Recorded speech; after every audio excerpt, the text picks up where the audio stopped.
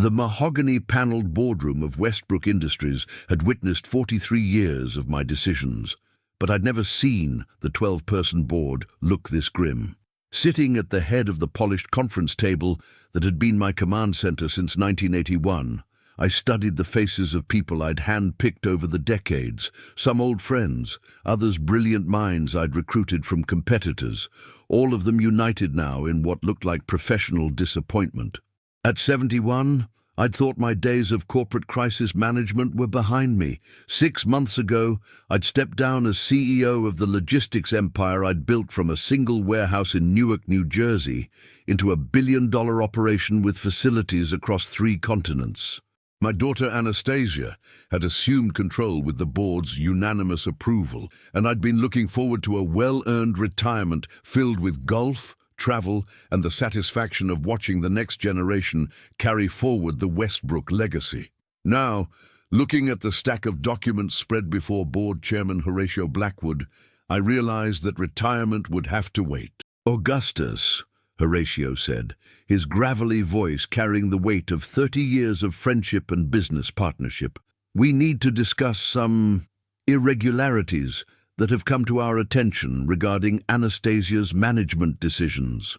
The morning sun streamed through the floor-to-ceiling windows of our Manhattan headquarters, casting long shadows across the Persian rugs that had graced this office since my father's time. Outside, the city hummed with its usual energy. Yellow cabs weaving through traffic, pedestrians hurrying along sidewalks, the endless ballet of commerce that had always energized me. But inside this room, the atmosphere felt heavy with unspoken accusations. "What kind of irregularities?" I asked, though the knot in my stomach suggested I might not want to hear the answer. Board member Cordelia Hartwell, a sharp-eyed woman who'd run her own consulting firm before joining our board 5 years ago, opened a manila folder with the precision of a surgeon. "3 weeks ago, your daughter terminated the employment of Percival Ashworth without board approval or consultation." The name hit me like a physical blow. Percival, Percy to those who knew him well, had been my right hand for 15 years. He'd started as a junior analyst fresh out of Wharton and had worked his way up to senior vice president of operations through a combination of brilliant strategic thinking and unwavering loyalty. More than that, he'd become the closest thing to a son I'd had before Anastasia was born. "That's impossible," I said, my voice sounding hollow in the large room. "Percy would have called me. He would have..." "According to the termination documents," Cordelia continued, sliding a paper across the table, "he was dismissed for insubordination and failure to adapt to new management protocols. He was escorted from the building immediately and required to sign a non-disclosure agreement as part of his severance package." I picked up the document with hands that trembled slightly, whether from age or shock, I couldn't tell. The signature was unmistakably Anastasia's, written in the confident script I'd watched develop since she was a child, practicing her letters at this very table during school holidays.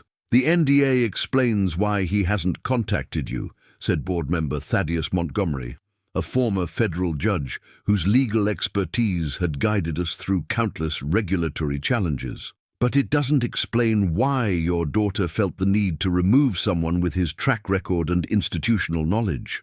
I thought about Percy, his morning ritual of arriving at the office before sunrise to review international shipping reports, his ability to spot inefficiencies that saved us millions annually, his gentle way of mentoring younger employees who reminded him of himself at that age. The idea that he could be guilty of insubordination was laughable. Percy had never challenged a decision in his life without presenting 3 alternative solutions, along with detailed cost-benefit analyses. "There must be more to this," I said. "Anastasia wouldn't make a decision like this lightly. She knows how valuable Percy is to our operations."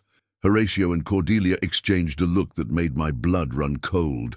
"Augustus," Horatio said carefully, "there's something else. The timing of Percy's termination coincides with some questionable financial decisions that have raised concerns about Anastasia's judgment. Board member Valentina Cruz, our newest addition and a former CFO of a Fortune 500 company, opened her laptop and projected a series of spreadsheets onto the wall-mounted screen. In the 3 weeks since Percy's departure, your daughter has authorized the following expenditures: $2.3 million for a new corporate jet, $800,000 for office renovations that were completed just 2 years ago, and $1.5 million for a consulting contract with a firm that specializes in corporate image enhancement. The numbers swam before my eyes. In 43 years of running this company, I'd never spent money on anything that didn't directly contribute to operational efficiency or employee welfare. The corporate jet we'd used for international business had been purchased used and had served us well for over a decade. The offices had been renovated recently and were both functional and professional. And as for corporate image enhancement, what exactly does this consulting firm do? I asked. They specialize in what they call executive presence coaching, Valentina replied, her tone suggesting what she thought of such services. According to their contract, they're helping Anastasia project the authority and sophistication expected of a Fortune 500 CEO. I felt heat rise in my cheeks. The implication was clear. My daughter believed she needed outside help to command the respect that should have come naturally from competent leadership and ethical business practices. "Gentlemen, ladies," I said, trying to keep my voice steady, "I understand your concerns, but Anastasia is still learning. Every new CEO makes mistakes in their first months. Perhaps we should—" "Augustus," Thaddeus interrupted gently, "there's one more thing. The reason we discovered Percy's termination in the first place." The room went quiet, except for the soft hum of the air conditioning system and the distant sounds of Manhattan traffic. 2 days ago, Percy's replacement, a recent MBA hire with no industry experience, made a critical error in our Southeast Asia logistics contracts. The mistake will cost us approximately $4.7 million in penalties and could potentially damage relationships with clients we've served for over 2 decades. The world seemed to tilt slightly. Percy had managed our international contracts with meticulous attention to detail for over a decade. He spoke 3 languages, had cultivated personal relationships with suppliers across 6 countries, and had never, not once, made an error that cost us more than a few $1,000s. When we investigated how such a mistake could occur, Cordelia continued, we discovered that the new hire had been trying to reach Percy for guidance, only to learn that he'd been terminated.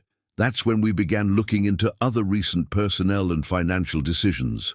No, I closed my eyes, seeing with painful clarity what had happened. Anastasia, determined to establish her authority and put her own stamp on the company, had removed the one person who might have questioned her judgment or suggested alternative approaches. In doing so, she'd eliminated the institutional knowledge and experience that had kept our operations running smoothly for years. "What are you proposing?" I asked, though I suspected I already knew. Horatio cleared his throat. "The board has voted 11-1 to remove Anastasia from her position as CEO, effective immediately. We'd like you to resume operational control while we conduct a search for a permanent replacement." The silence that followed was broken only by the grandfather clock in the corner, a gift from my father when I'd first taken over the company, chiming 11 times. "What was the one dissenting vote?" I asked. "Yours, if you choose to cast it," Thaddeus said.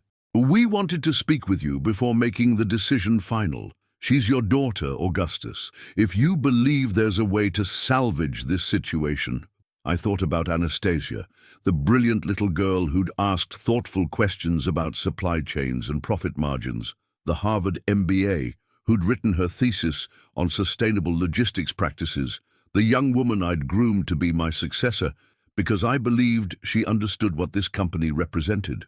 But I also thought about Percy, somewhere in the city right now, probably wondering what he'd done wrong to deserve dismissal after 15 years of exemplary service. I thought about our employees who depended on stable leadership, our clients who trusted us with their businesses, the legacy my father had entrusted to me and I'd hoped to pass on intact. I need to talk to her first, I said finally. Before any final decisions are made, I need to understand why she thought this was necessary. Of course, Horatio said, but Augustus, you should know, she's not in the building today. According to her assistant, she's attending a leadership retreat in the Hamptons, the same retreat that's being run by the corporate image consulting firm. The irony was bitter. While her poor decisions were costing the company millions and her leadership was being questioned by the board, my daughter was paying consultants to teach her how to look like a CEO. I stood up slowly, feeling every one of my 71 years. Schedule a board meeting for tomorrow afternoon. I'll have an answer for you by then. As I walked out of the boardroom, I realized that the most difficult conversation of my professional life was still ahead of me. I had to look my daughter in the eye and ask her why she'd betrayed everything I'd taught her about leadership, loyalty, and the responsibility that comes with power. The drive to the Hamptons had never felt longer. I sat in the back of my town car, watching the familiar landscape of Long Island roll past. Manicured estates, pristine beaches, and the kind of wealth that whispered rather than shouted. It was a world Anastasia had grown up in, a world where consequences seemed negotiable and mistakes could be bought away. The Serenity Springs Leadership Retreat occupied a sprawling oceanfront estate that had once belonged to a railroad baron. Now it catered to executives who could afford to pay $50,000 for a weekend of transformational leadership experiences.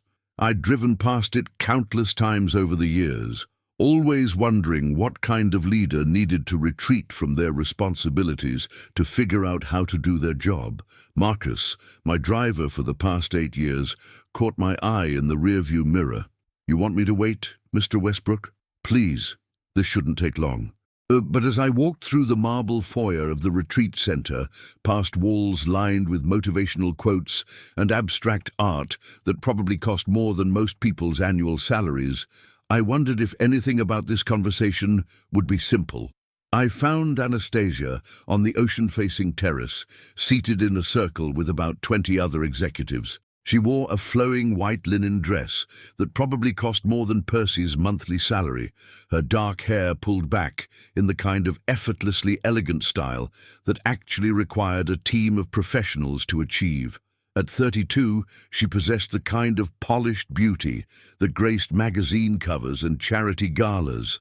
My wife's cheekbones and intelligence combined with the Westbrook determination that had built our family fortune. The retreat leader, a man in his 40s with the kind of spiritual warrior aesthetic that played well with wealthy clients, was guiding the group through what appeared to be a meditation on authentic power dynamics.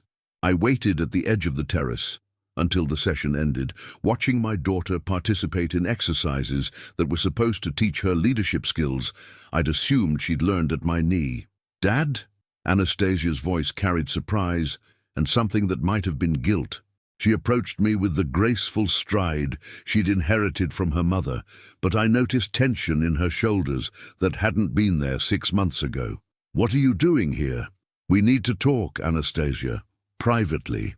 Her retreat colleagues were watching us with the kind of polite curiosity that wealthy people cultivated, interested but not intrusive. The retreat leader stepped forward with the smooth professionalism of someone accustomed to managing high-maintenance clients.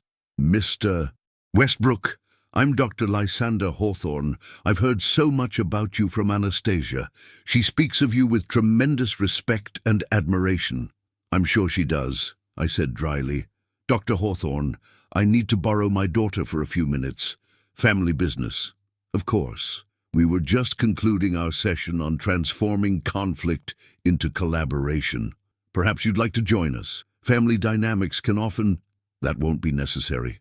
I guided Anastasia away from the group toward a quiet corner of the terrace overlooking the Atlantic. The ocean stretched endlessly before us, its surface reflecting the afternoon sun in millions of dancing diamonds. It was beautiful, peaceful, and completely at odds with the storm brewing between us. "Dad, you look upset." Anastasia said, settling into one of the wicker chairs that dotted the terrace. Is everything okay with the company? You tell me, Anastasia. How is the company doing? Something flickered in her eyes. Wariness, perhaps, or calculation. It's going well. We're implementing some new strategies, modernizing our approach. Change is always challenging, but you fired Percy. The words hung in the air between us like an accusation. Anastasia's perfectly composed expression faltered for just a moment, revealing something raw underneath. Percy wasn't adapting to the new vision for the company, she said carefully. He was resistant to change, undermining my authority with other employees. I had to make a difficult decision for the good of the organization. I studied my daughter's face, looking for signs of the little girl who used to sit in my office, asking questions about everything from shipping schedules to employee benefits. That child had possessed an innate sense of fairness, a curiosity about how things worked, and a genuine concern for the people who made our business possible. Percy has been with us for 15 years, I said quietly. He's never missed a deadline, never failed to deliver on a promise, never caused a single problem that couldn't be solved with a conversation. What exactly was he doing that undermined your authority? Anastasia turned toward the ocean, her profile sharp against the blue horizon.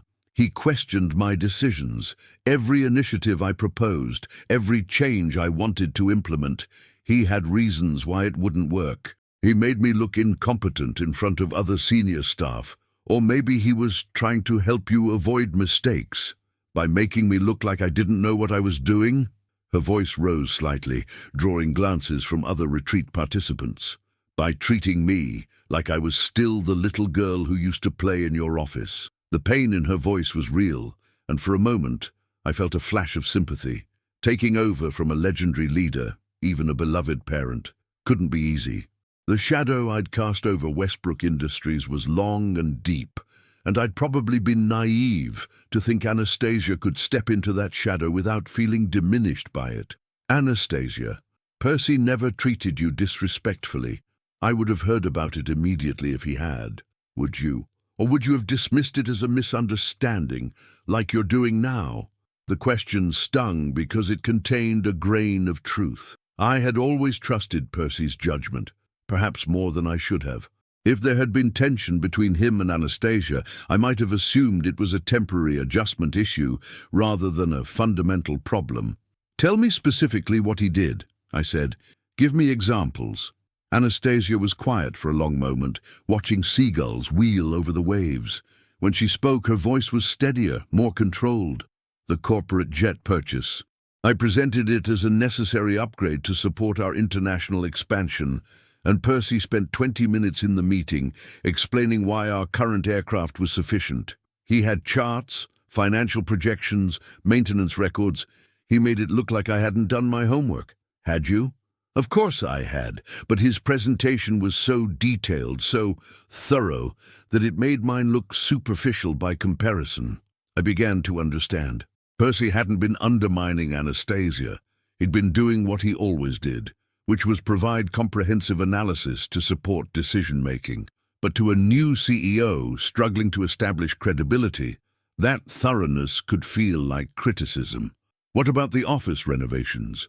Same thing. I wanted to update the executive floor to reflect a more modern, dynamic image. Percy presented a cost-benefit analysis showing that the money would be better spent on employee training or technology upgrades. And the consulting contract? Anastasia's cheeks flushed. He said that leadership couldn't be bought, only earned. In front of the entire senior staff, the pieces were falling into place. Percy had done exactly what he'd always done, provided honest, data-driven counsel to help the company make good decisions. But Anastasia had interpreted his counsel as personal attacks on her competence. Anastasia, Percy wasn't trying to make you look bad. He was trying to help you make good decisions. By shooting down every idea I had. By giving you the information you needed to defend those ideas, or modify them to make them better. She turned to face me, and I saw tears in her eyes. Dad, you don't understand what it's like. Everyone in that company is comparing me to you. Every decision I make is measured against 43 years of your leadership. Percy was the worst because he remembered everything. Every policy you implemented, every principle you established, every precedent you set. The pain in her voice was heartbreaking, but it also revealed the fundamental flaw in her thinking. Anastasia, those precedents and principles aren't chains holding you back. They're foundation stones you can build on. Percy wasn't your enemy. He was your institutional memory. Well, it doesn't matter now, she said, wiping her eyes carefully to avoid smudging her makeup. He's gone, and I'm moving forward with my vision for the company. Your vision that's already cost us nearly $5 million in mistakes and penalties. The color drained from her face. What are you talking about? I told her about the Southeast Asia contracts, about Percy's replacement struggling with responsibilities he wasn't qualified to handle, about the board meeting that morning and the vote of no confidence. They voted me out, she whispered, 11-1. I was the one dissenting vote pending this conversation. Anastasia stood up abruptly, pacing to the terrace railing. Her white dress billowed in the ocean breeze, making her look ethereal and fragile. So what happens now? You fire me too? I don't want to fire you, Anastasia. I want to understand why you thought destroying Percy's career was necessary to establish yours. She was quiet for a long time, staring out at the horizon where the ocean met the sky in a perfect blue line. Because I was scared, she said finally, her voice barely audible over the sound of the waves. Because every day I walked into that office, I felt like I was pretending to be something I wasn't. Because Percy represented everything I was afraid I could never be. The admission hung between us, like a confession at a church altar. I watched my daughter grip the terrace railing, her knuckles white against the weathered wood, and realized that somewhere in my years of grooming her for succession, I'd failed to prepare her for the most important part of leadership, understanding that competence comes from surrounding yourself with capable people, not eliminating them. Anastasia, I said gently, moving to stand beside her at the railing. Percy wasn't your competition. He was your greatest asset. You don't understand, she said, her voice thick with emotion. You built this company from nothing. You earned every bit of respect you have. I inherited it. There's a difference. The ocean breeze carried the scent of salt and possibility, reminding me of the summer days when Anastasia was young and we'd spend hours on our own beach, building sandcastles and talking about dreams. Back then she'd spoken about running the company with excitement, not fear. Do you know what the hardest decision I ever made was? I asked. She shook her head, still staring out at the horizon. Hiring my first employee. I was 28, working 16-hour days out of a rented warehouse in Newark, and I finally had enough business to need help. But hiring someone meant admitting I couldn't do everything myself. It meant trusting someone else with my vision, my standards, my reputation. A seagull landed on the railing nearby, eyeing us with the calculated patience of a creature that had learned to take advantage of human moments of distraction. What changed your mind? Anastasia asked. I realized that the choice wasn't between maintaining control and losing it. The choice was between growing or staying small forever. Every person I hired wasn't taking something away from me. They were adding something I didn't have. But what if they're better than you? What if they make you look incompetent? I turned to face my daughter, seeing in her expression the fear that had driven every poor decision of the past 6 months. Then you celebrate because you've just made your company stronger. Anastasia, the best leaders aren't the ones who know everything. They're the ones who surround themselves with people who know things they don't. Behind us, the retreat session was resuming. I could hear Dr. Hawthorne's smooth voice guiding the group through another exercise in authentic leadership. The irony wasn't lost on me that my daughter was paying thousands of dollars to learn lessons I'd tried to teach her for free. Percy made me feel stupid, she said quietly. Every meeting, every decision, he had more information, better analysis, deeper understanding of the implications. I started feeling like I was just window dressing. Did you ever ask him to explain his analysis, to teach you his methods? Anastasia was quiet for a moment. No, I was afraid it would make me look even more incompetent. So instead you eliminated the person who could have made you better. The words came out harsher than I'd intended, but sometimes truth needed sharp edges to cut through self-deception.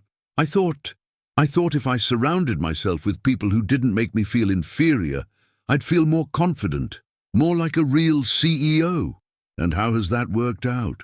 She laughed, but there was no humor in it. Apparently it's cost us $5 million and my job.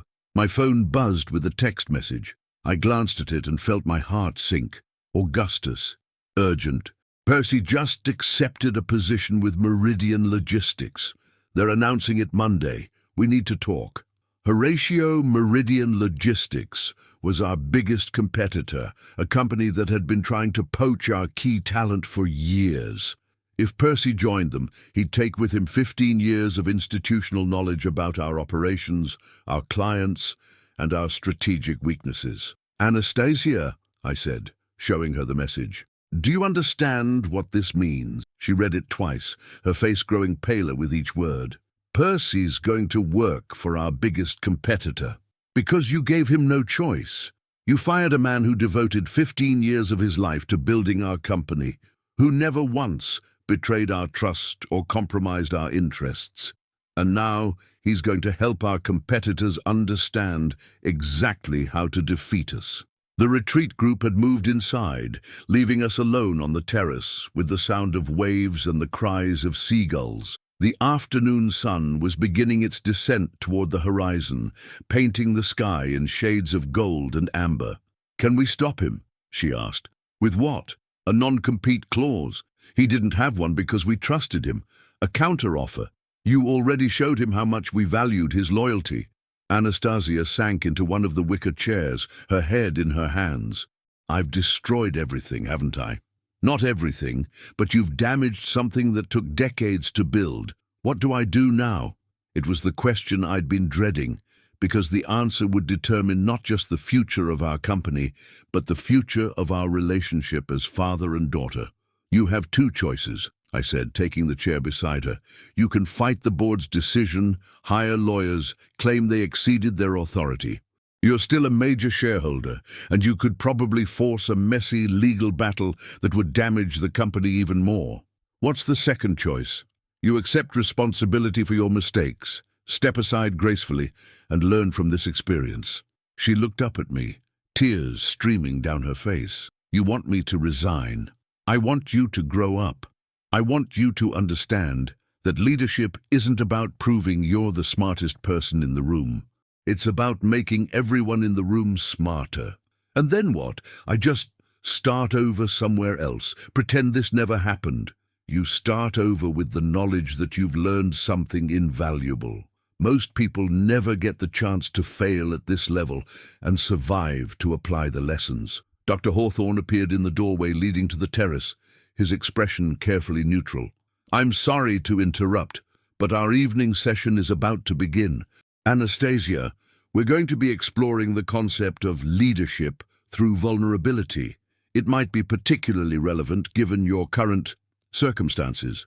I looked at the man who'd been paid $50,000 to teach my daughter lessons she could have learned for free by listening to the people who worked for her. Dr. Hawthorne, I said, I think my daughter has learned more about leadership in the last hour than your entire program could teach her. With respect, Mr. Westbrook, transformational growth requires structured guidance and professional. What it requires, I interrupted, is the humility to admit when you're wrong and the courage to fix your mistakes. I stood up, extending my hand to Anastasia. Come on, we have work to do. What kind of work? The kind that matters. We're going to call Percy, apologize for the way he was treated, and ask him to reconsider joining our competitors. You think he'll listen? I don't know. But we're going to try, because that's what leaders do when they've made mistakes. They take responsibility and try to make things right. As we walked back through the retreat center, past motivational posters and expensive furniture, Anastasia was quiet. But when we reached the car, she turned to me with something I hadn't seen in her eyes for months, determination mixed with humility. Dad, if Percy won't come back, if the board won't give me another chance, what happens to the company? The company will survive. It survived the recession of 2008, the shipping crisis of 2015, and every other challenge we've faced. Because it's not built on any one person. It's built on principles and relationships and the kind of institutional knowledge that can't be replaced easily. Even if we lose Percy. Even then. But Anastasia, the goal isn't just for the company to survive. The goal is for it to thrive. And for that, we need leaders who understand that their job isn't to be the smartest person in the room. It's to make sure the smartest ideas get heard. As Marcus pulled away from the retreat center, I caught a glimpse of Dr. Hawthorne in the rearview mirror, probably wondering how he'd lost a $50,000 client. But for the first time in months, I felt hopeful about my daughter's future, not as the CEO she'd thought she needed to be, but as the leader she might still become. The ride back to Manhattan felt like a journey through my own past. As Marcus navigated the familiar highways, I watched suburbia give way to the urban sprawl that had been my professional battlefield for 4 decades. Beside me, Anastasia sat in uncharacteristic silence, her phone clutched in her hands like a lifeline she wasn't sure she deserved to use. "I don't know what to say to him," she admitted, as we passed the exit for our Westchester facility, the first major expansion we'd undertaken after Percy joined the company. "How do you apologize for destroying someone's career?" "You start with the truth," I said. "You tell him you made a mistake, you accept responsibility for the consequences, and you ask him what it would take to make things right. What if he hangs up on me? Then he hangs up on you, but at least you'll have tried." Indeed. The Manhattan skyline emerged from the late afternoon haze like a promise of possibility. Our headquarters building stood among them, 47 floors of glass and steel that represented everything I'd built and everything Anastasia had nearly destroyed in 6 months. "Dad," she said as we entered the city, "why didn't you stop me? You must have known I was making mistakes. Why didn't you intervene?" It was a fair question, and one I'd been asking myself since that morning's board meeting. "Because I thought you needed space to find your own way. Because I didn't want to be the father who couldn't let go, who undermined his daughter's authority by second-guessing her decisions. So you just watched me fail. I watched you learn. Though I'll admit I never expected the lessons to be this expensive." Marcus pulled up to the curb outside Percy's apartment building on the Upper East Side, a pre-war brick structure that had housed generations of successful professionals who valued substance over flash. I'd been here countless times for dinner parties and holiday celebrations, back when Percy was more family friend than employee. "You want me to call him from the car?" Anastasia asked. "I want you to go upstairs and have this conversation face to face. Some things can't be fixed with a phone call." Her eyes widened. "You want me to just show up at his door? I want you to show him that this matters enough for you to be uncomfortable, that his career and his respect are worth more to you than your own pride." Anastasia stared up at the building like it was Mount Everest. "What if he won't see me? Then you'll wait in the lobby until he will, or until building security removes you. Either way, he'll know you tried. You're not coming with me? This is your mess, Anastasia. I can't fix it for you." She took a deep breath, gathering herself with the same determination I'd seen her display as a child when facing difficult homework or playground bullies. "Okay, but if this goes badly, if he refuses to listen, then we'll deal with whatever comes next. Together." I watched her walk into the building, her white linen dress from the retreat already looking out of place in the urban setting. Through the glass doors, I could see her speaking with the doorman, her hands moving as she explained her presence. A few minutes later, she disappeared into the elevator. My phone rang. Horatio Blackwood's name appeared on the screen. "Augustus, where are you? The board is reconvening in an hour. We need to make some decisions about interim leadership before the markets open Monday." "I'm working on the Percy situation," I said. "Give me until tomorrow morning." "Tomorrow morning might be too late. Meridian is planning to announce his hiring first thing Monday. If we're going to make a counteroffer, if there's any way to salvage this..." "I understand, but I need one night." "What exactly are you doing, Augustus?" I looked up at the building's windows, wondering which one belonged to Percy's apartment, wondering if my daughter was learning the hardest lesson of her life, or simply adding another failure to an already costly list. "I'm teaching my daughter what leadership actually means." 20 minutes later, Anastasia emerged from the building. Her face was tear-streaked but composed, and she carried herself differently, less like someone trying to project authority and more like someone who'd been forced to confront their own limitations. "How did it go?" I asked as she settled into the car. He listened. He was gracious, more gracious than I deserved. And he's still taking the job at Meridian. He said he'd already committed, and his word means something to him. I felt my heart sink, but I kept my expression neutral. "Did you offer him his job back?" "I offered him everything. His old position, a promotion, a raise, stock options, a formal apology to the entire company." She wiped her eyes with a tissue from her purse. "He said it wasn't about money or position. It was about trust. Trust. He said that when I fired him, I told him he couldn't adapt to new leadership. That I questioned his competence and his loyalty in front of the senior staff. He said those words, those accusations, they can't be taken back." I understood. Percy had built his entire career on his reputation for excellence and integrity. Having that reputation questioned publicly by someone he'd served faithfully for 15 years was a wound that couldn't be healed with apologies or compensation. "Did he say anything else?" "He said he was sorry. Sorry for me, sorry for the company, sorry that I'd chosen to see him as an enemy instead of an ally." Fresh tears spilled down her cheeks. "Dad, I don't think I've ever felt smaller in my life." "Good," I said, though not unkindly. "Feeling small is the first step toward growing larger." Marcus caught my eye in the rearview mirror. "Where to, Mr. Westbrook?" "The office. We have work to do." The Westbrook Industries headquarters at 7 p.m. was a different creature than during business hours. Instead of the bustling energy of commerce, it possessed the quiet intensity of a place where important decisions were made after the crowds went home. Security guards nodded respectfully as we entered, their presence a reminder that what we did here mattered enough to protect. In the elevator to the executive floor, Anastasia was silent.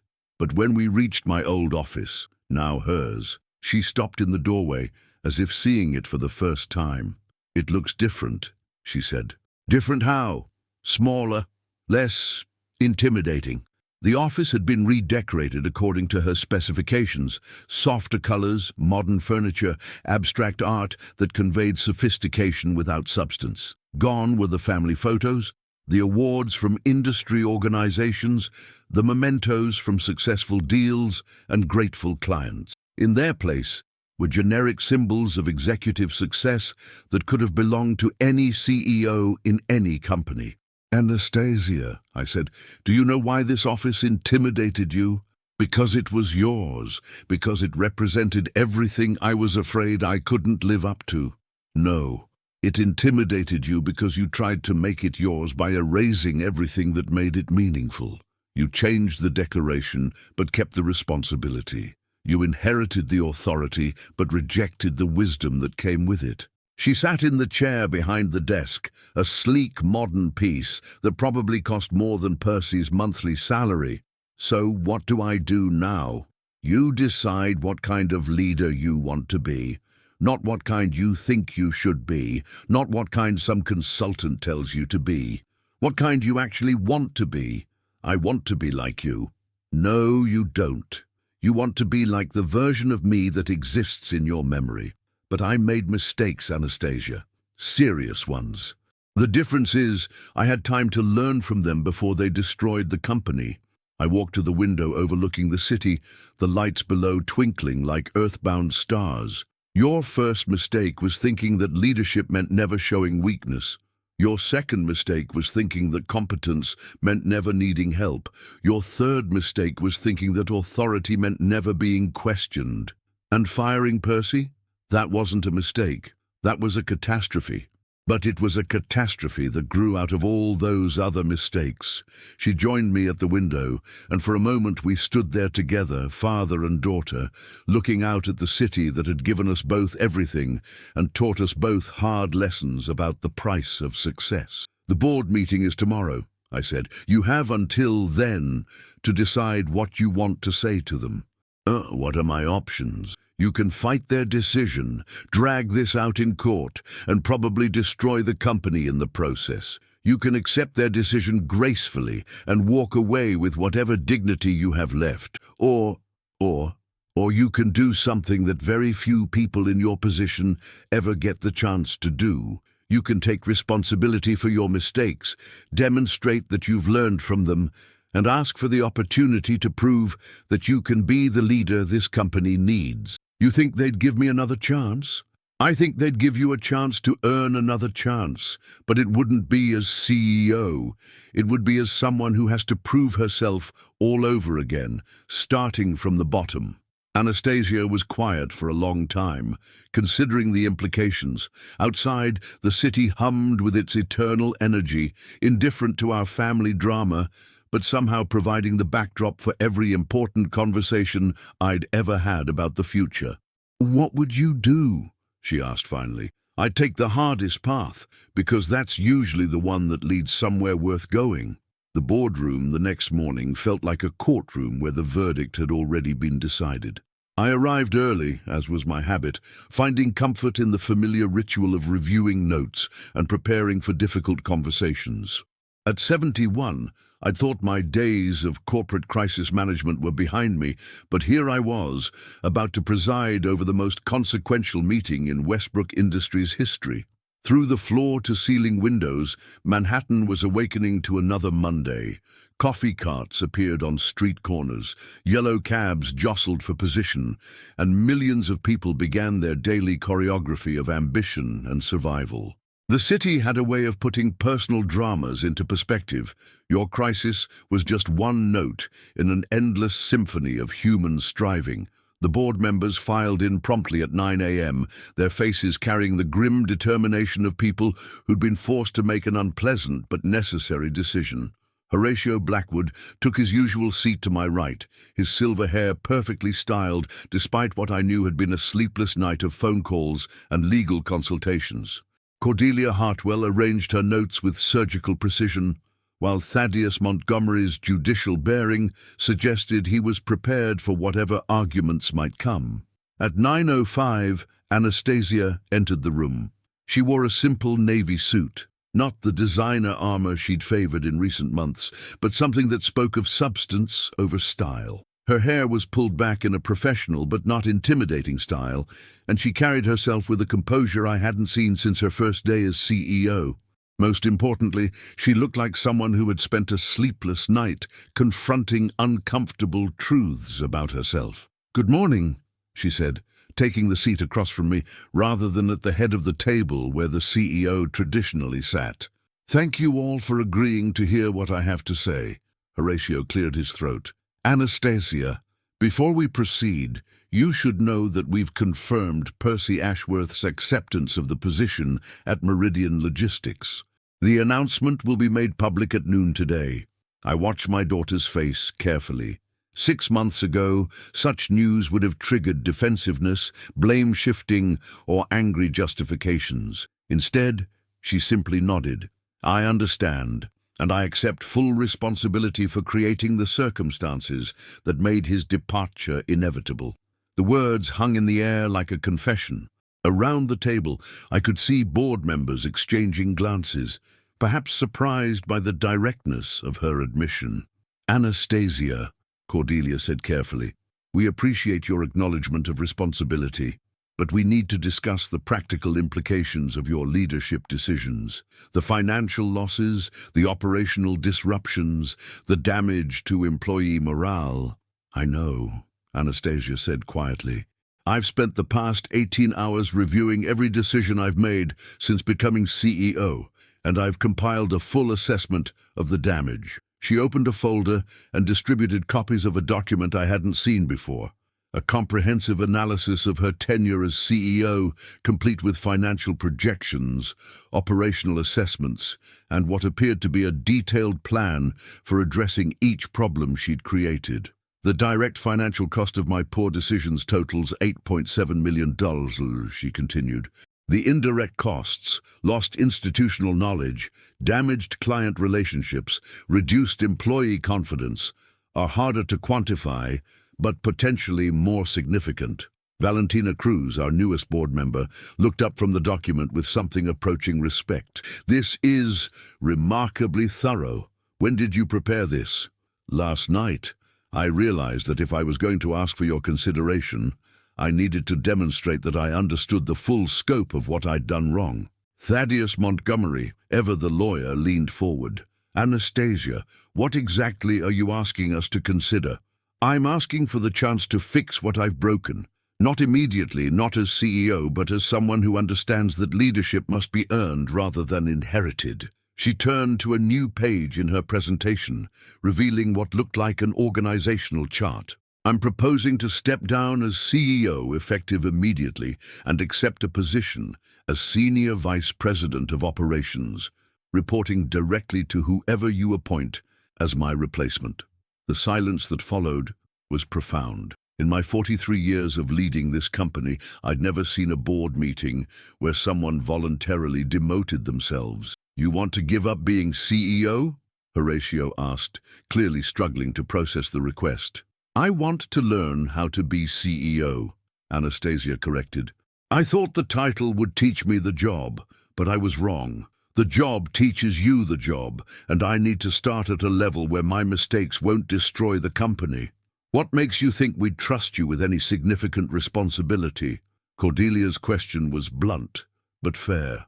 Because I can demonstrate that I've learned from my failures. Because I can show rather than tell you that I understand what leadership actually means. She flipped to another page, revealing a detailed reconstruction plan. Percy's replacement is overwhelmed and underqualified. I propose to personally take over the Southeast Asia contracts while we search for someone with the necessary expertise. I'll work directly with our international partners to repair the relationships that have been damaged by recent mistakes. That's a significant step down from CEO, Valentina observed. It's a significant step toward becoming someone worthy of being CEO, Anastasia replied. I found myself studying my daughter with new eyes. The woman sitting across from me bore little resemblance to the entitled, insecure executive who'd fired Percy 3 weeks ago. This was someone who'd been forced to confront her own limitations and had emerged with something resembling wisdom. What about compensation? Thaddeus asked. You're talking about a substantial reduction in salary and benefits. I'm talking about an investment in my education. What I learn in this role will be worth more than any salary you could pay me. Horatio turned to me. Augustus, what's your assessment of this proposal?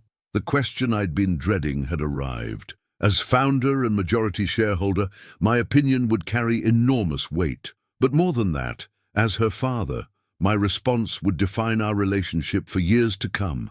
I think, I said carefully, that my daughter has identified the fundamental difference between being appointed to leadership and earning it.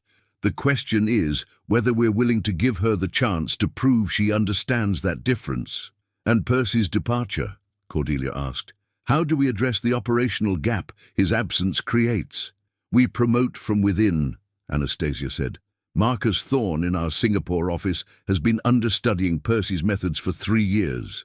He lacks Percy's experience, but possesses the same attention to detail. With proper support and mentoring, he could grow into the role. Mentoring from whom? Horatio asked. Percy's gone, and you've admitted you lack the necessary expertise. From me, I said, the words surprising even myself. I'll come out of retirement temporarily to provide operational oversight while Anastasia learns the job and Marcus grows into his new responsibilities. The board exchanged glances around the table.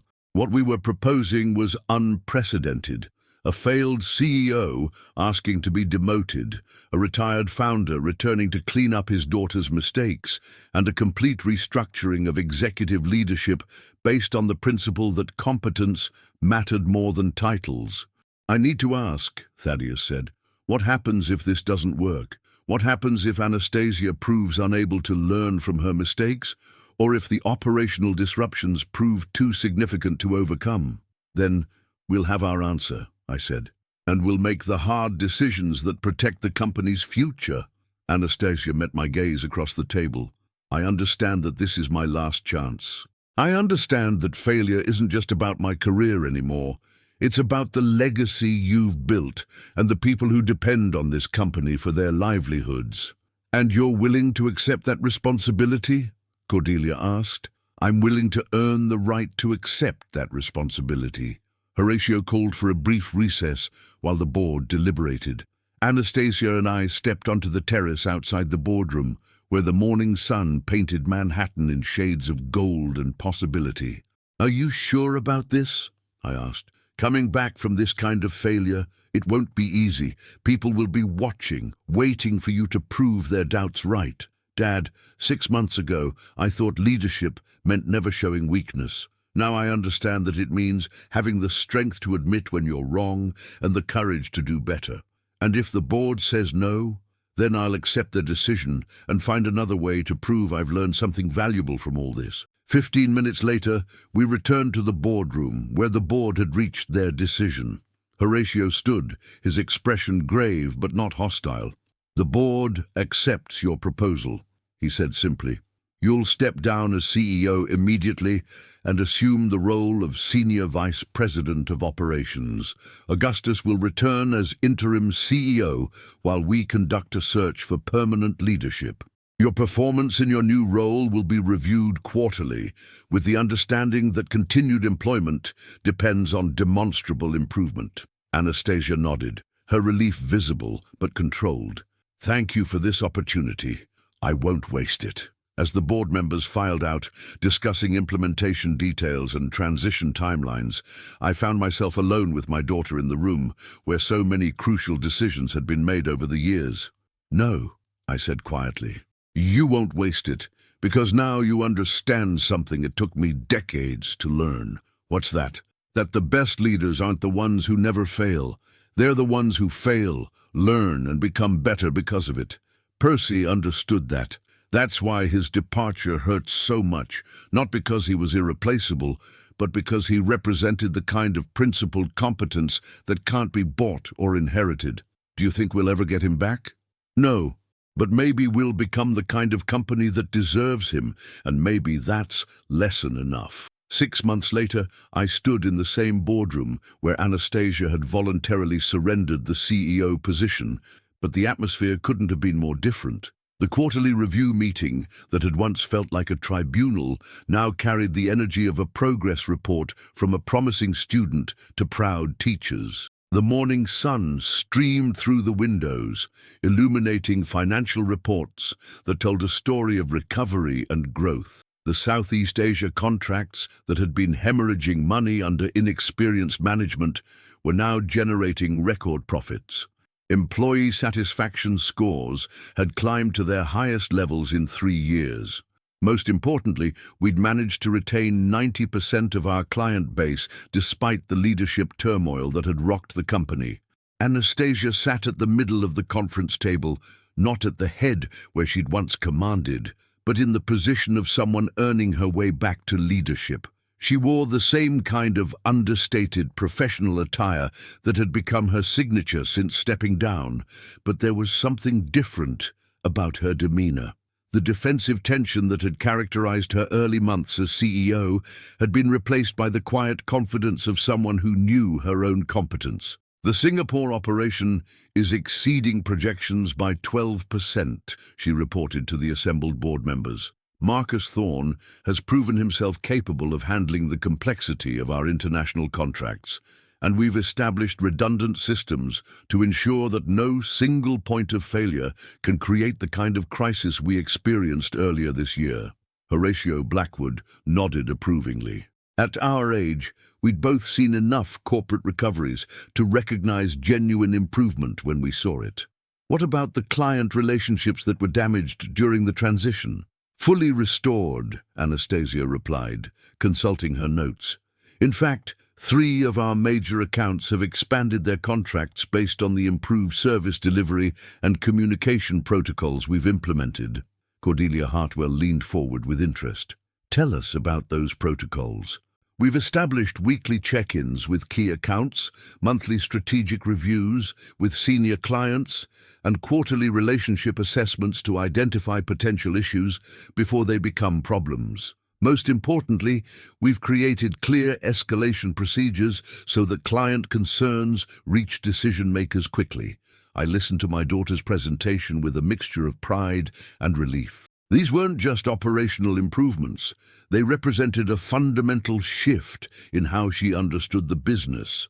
6 months ago, she'd seen client management as a necessary burden.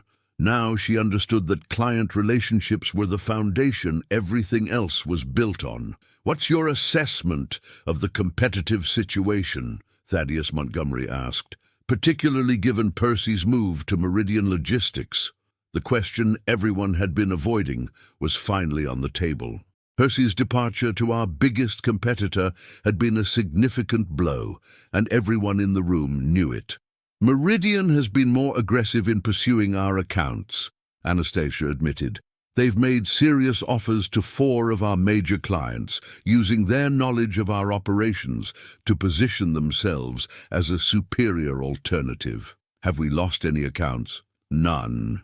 Because while they have Percy's knowledge of how we used to operate, they don't understand how we operate now. The improvements we've made, the systems we've developed, the relationships we've strengthened, they're competing against a version of Westbrook Industries that no longer exists. Valentina Cruz smiled. That's an interesting way to frame it. It's the truth. Percy was invaluable to us, and losing him was a significant setback, but trying to replace him exactly would have been a mistake. Instead, we've built systems that don't depend on any single person's expertise. Even you, Horatio asked pointedly, especially me. One of the most important things I've learned is that indispensable employees are actually a liability. If the operation can't function without you, then you haven't built something sustainable. You've built something fragile. The insight was profound, and it represented exactly the kind of thinking that had been missing from her earlier approach to leadership. The Anastasia who had fired Percy had seen him as a threat to her authority. The Anastasia sitting before us now understood that truly capable people multiplied the capabilities of everyone around them. Speaking of sustainability, I said, we need to discuss the permanent CEO search. The room grew quiet. We'd been operating under interim leadership for 6 months, with me handling strategic decisions while Anastasia managed operations. It had worked well, but it wasn't a long-term solution. At 71, I needed to finish the retirement I'd started. More importantly, the company needed leadership that could carry it into the next decade. The search committee has identified 3 external candidates, Horatio reported. All have impressive credentials and relevant experience. We've also received interest from 2 internal candidates. Marcus Thorne, I asked. Marcus and Anastasia. I looked at my daughter, who maintained her professional composure despite what must have been significant internal tension. 6 months ago, she'd been removed from the CEO position. Now she was applying to get it back. Anastasia, Cordelia said, tell us why you think you're ready to be CEO again. I'm not sure I am, she replied, the honesty of the response catching everyone off guard. But I know I'm ready to find out. 6 months ago, I thought being CEO meant having all the answers. Now I understand it means asking the right questions and surrounding yourself with people who can help you find the answers. Well, what would you do differently this time? Thaddeus asked. Everything. The way I make decisions, the way I communicate with employees, the way I handle disagreement and criticism. Most importantly, I'd remember that my job isn't to be the smartest person in the room. It's to make sure the smartest ideas get implemented regardless of where they come from. And if you encountered another Percy situation? Horatio asked. Someone whose expertise made you feel inadequate? I'd ask them to teach me. I'd make them my mentor instead of my enemy. She paused, gathering her thoughts. I learned that competence isn't threatened by other people's expertise. It's enhanced by it. The board members exchanged glances around the table. These weren't the answers of someone trying to regain power she'd lost. These were the answers of someone who genuinely learned from failure. There's one more thing we need to discuss, I said, pulling out a document I'd been carrying for weeks. I've decided to restructure my ownership of the company. The announcement created immediate tension. As founder and majority shareholder, any change to my ownership would have significant implications for everyone in the room. I'm placing my controlling interest in a trust, I continued, with the board of directors as trustees. This means that future leadership decisions will be made based on competence and performance, not family relationships or founder preferences. Anastasia's eyes widened, but she remained silent. This is quite unusual, Augustus, Thaddeus said carefully. Are you certain about this decision? I'm certain that the best way to protect this company's future is to ensure that it's led by the most qualified person, regardless of their last name. If that person is Anastasia, she'll earn the position through merit. If it's someone else, the company will be better served by their leadership. The decision had been months in the making, born from watching my daughter's journey from entitled failure to genuine growth. The woman who had fired Percy out of insecurity would have seen my ownership restructuring as a betrayal. The woman sitting before me now understood it as exactly what it was, a statement of faith in her ability to succeed without artificial advantages. When will the decision be made? Anastasia asked. The search committee will present their recommendations next month, Horatio replied. The board will make the final decision based on qualifications, performance, and vision for the company's future. As the meeting concluded and board members filed out, Anastasia and I remained in the boardroom where so much of our family's professional drama had played out. Are you disappointed? I asked. That I'm not just handing you the position? No, she said without hesitation. I'm grateful. 6 months ago, I would have seen it as a lack of confidence in me. Now I see it as confidence in the process that will determine what's best for the company. And if they choose someone else, then I'll support that decision and continue learning from whoever they select, because I finally understand that this isn't about what I want. It's about what's best for everyone who depends on this company. Through the boardroom windows, Manhattan hummed with its eternal energy. Somewhere in the city, Percy was probably implementing strategies for our competitors, using his knowledge of our old weaknesses to try to defeat us. But the company he was fighting no longer existed. In its place was something stronger, more resilient, and led by someone who had learned the hardest lessons leadership could teach. 2 weeks later, the board announced their decision. Anastasia would return as CEO, but with a difference. She would be the first CEO in Westbrook Industries history to serve under a performance contract that required annual board approval based on clearly defined metrics of success. No more guaranteed positions, she said, as we celebrated the decision with champagne in my old office. No more assumptions that titles protect you from accountability. Are you worried about the performance requirements? I asked. I'm excited about them. They'll force me to keep earning the position instead of just occupying it. 6 months after that, Anastasia led Westbrook Industries to its most profitable quarter in company history. Marcus Thorne was promoted to Senior Vice President, creating a succession plan that didn't depend on family relationships, and in a move that surprised everyone, Percy Ashworth left Meridian Logistics to start his own consulting firm. His first client was a small logistics company in Newark that was looking for help with international expansion. His second client was Westbrook Industries, which hired him to conduct an independent assessment of their operational efficiency. Sometimes the best way to fix a relationship isn't to go backward to where it was broken, but forward to where it can be rebuilt on better foundations. Sometimes the people you lose come back not as employees, but as partners. And sometimes the hardest lessons create the strongest leaders.